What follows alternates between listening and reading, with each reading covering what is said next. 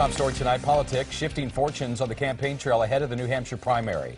This presidential race is being shaken up once again, according to a brand new poll. The national frontrunners from the Democratic and Republican parties now facing unexpected challenges.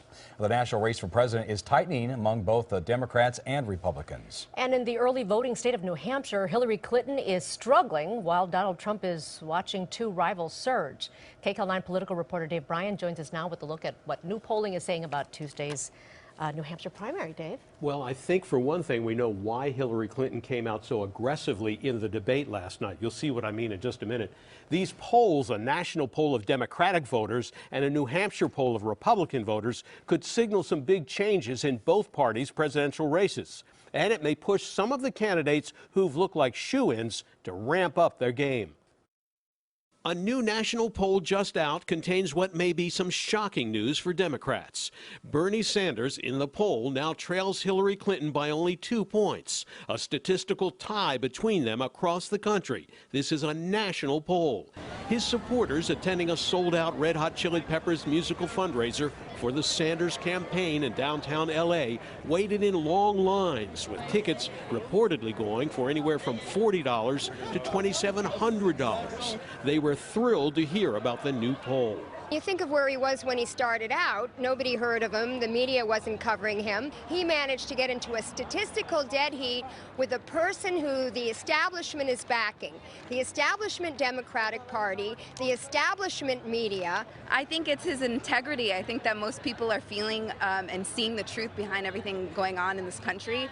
And we're here for the political revolution. In New Hampshire, where the latest polls show Hillary Clinton running 20 to 30 points behind Sanders, she told CBS Evening News correspondent Nancy Cordes Sanders is spreading the lie that she's been bought by Wall Street. The Sanders campaign has been running this campaign of insinuation and innuendo. Say it to my face. Show me one view, show me one vote that has ever been influenced.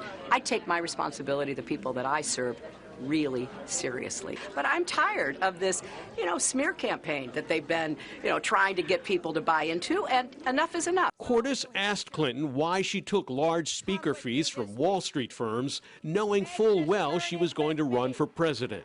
I didn't know. Number one. Everybody knew. Well, I'm glad you did. No, really, this is so unfair and wrong. Another new poll 4 days before the New Hampshire primary shows a diminishing lead for Donald Trump among Republicans there. Marco Rubio moving into second place ahead of Ted Cruz. And Ohio Governor John Kasich and Jeb Bush moving into fourth and fifth place. And on a snowy day in New Hampshire, Bush brought out his secret weapon, his mother, former First Lady Barbara Bush. Vote for Jeb. Still leading in the New Hampshire polls, Donald Trump laced his comments about ISIS with profanities. We're going to knock the out of ISIS. You can tell them to go themselves. Bush questioned whether that is presidential. I don't think a president would ever have shouted profanities in a speech in front of thousands of people with kids in the crowd. Who did that? Your buddy. We love Trump. The Trump campaign, which had almost no ground game in Iowa, is working to correct that problem in New Hampshire, sending out volunteers from New York and Connecticut, going door to door and slogging through the snow. Professor Dale Kuhn says a lot of New Hampshire voters are still making up their minds. I think voters are trying to decide, am I more angry and do I want to register my discontent to the parties?